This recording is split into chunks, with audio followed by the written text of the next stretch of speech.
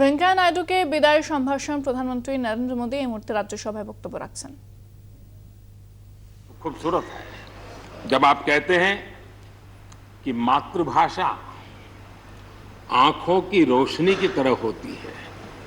मातृभाषा आंखों की रोशनी की तरह होती है और आप आगे कहते हैं और दूसरी भाषा चश्मे की तरह होती है। ऐसी भावना हृदय की गहराई से ही बाहर आती है। वेंकैया जी की मौजूदगी में सदन की कार्रवाई के दौरान हर भारतीय भाषा को विशिष्ट अहमियत दी गई है। आपने सदन में सभी भारतीय भाषाओं को आगे बढ़ाने के लिए काम किया। सदन में हमारी सभी 22 शेड्यूल लैंग्वेज में कोई भी माननीय सदस्य बोल सकता है, उसका इंतजाम आपने किया। आपकी ये प्रतिभा, आपकी ये निष्ठा आगे भी सदन के लिए एक गाइड के रूप में हमेशा हमेशा काम करेगी। कैसे संसदीय और शिष्ट तरीके से भाषा की मर्यादा में कोई भी अपनी बात प्रभावी ढंग से कह सकता है, इसके लिए आप प्रेरणा पुंज बने रहेंगे। आदरणीय सभापति महोदय, आपकी नेतृत्व क्षमता, आपके अनुशासन ने इस सदन की प्रतिबद्धता और प्रोडक्टिविटी को नई ऊंचाई दी है। आपके कार्यकाल के वर्षों में राज्यसभा की प्रोडक्टिविटी 70% बढ़ी है। सदन में सदस्यों की उपस्थिति बढ़ी है। इस दौरान करीब करीब 177 बिल पास हुए या उन पर चर्चा हुई, जो अपने आप में कीर्तिमान है। आपके मार्गदर्शन में ऐसे कितने ही कानून बने हैं जो आधुनिक भारत की संकल्पना को साकार कर रहे हैं। आपने कितने ही ऐसे निर्णय लिए हैं जो अपर हाउस की अपवर्ड जर्नी के लिए याद किए जाएंगे। सचिवालय के काम में और अधिक एफिशिएंसी लाने के लिए भी आपने एक समिति का भी गठन किया। इसी तरह राज्यसभा सचिवालय को सुव्यवस्थित करना, इंफॉर्मेशन टेक्नोलॉजी को बढ़ावा देना, पेपरलेस काम के लिए ई ऑफिस सिस्टम को लागू करना, आपके ऐसे कितने ही काम हैं जिनके जरिए उच्च सदन को एक नई ऊंचाई मिली है। आदरणीय सभापति महोदय, हमारे यहां शास्त्रों में कहा गया है, न सा सभा यत्र न सन्ति वृद्धा न ते ये न वदन्ति धर्मम।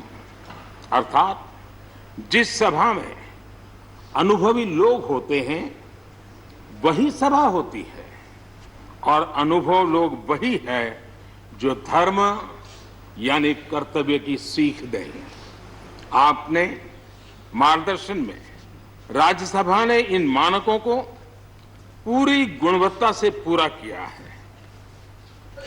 आप माननीय सदस्यों को निर्देश भी देते थे और उन्हें अपने अनुभवों का लाभ भी देते थे, और अनुशासन को ध्यान में रखते हुए प्यार से डांटते भी थे।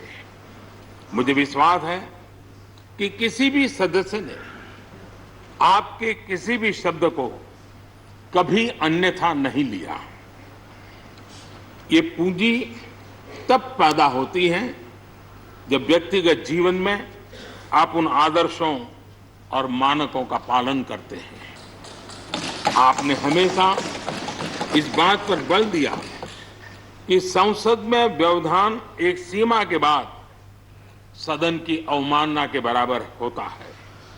मैं आपके इन मानकों में लोकतंत्र की परिपक्वता को देखता हूं। पहले समझा जाता था कि अगर सदन में चर्चा के दौरान शोरगुल होने लगे तो कार्यवाही को स्थगित कर दिया जाता है, लेकिन आपने संवाद, संपर्क और समन्वय के जरिए न सिर्फ सदन को संचालित किया बल्कि उसे प्रोडक्टिव भी बनाया।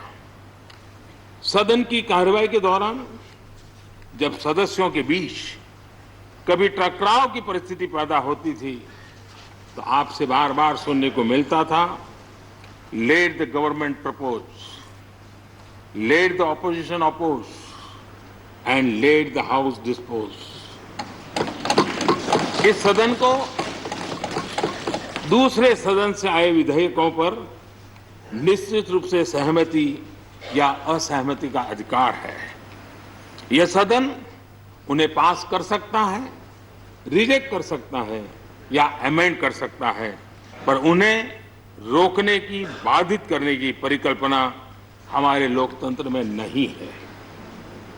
आदरणीय सभापति महोदय, हमारी तमाम सहमतियों और असहमतियों के बावजूद आज आपको विदाई देने के लिए सदन के सभी सदस्य एक साथ उपस्थित हैं।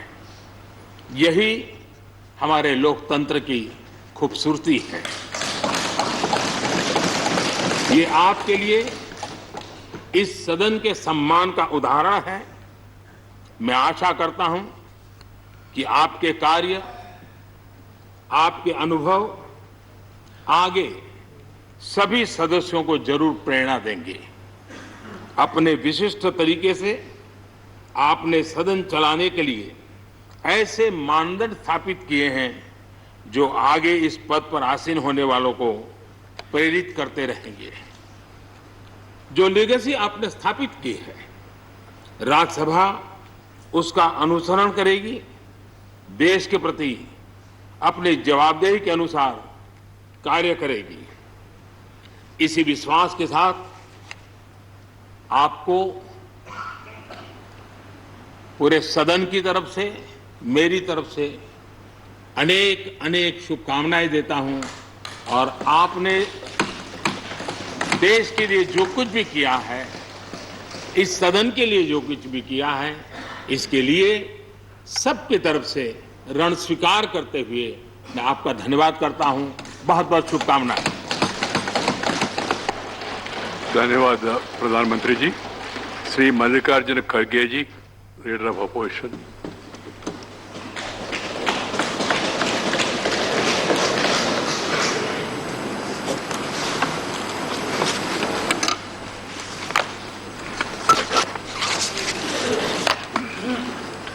माननीय सभापति जी,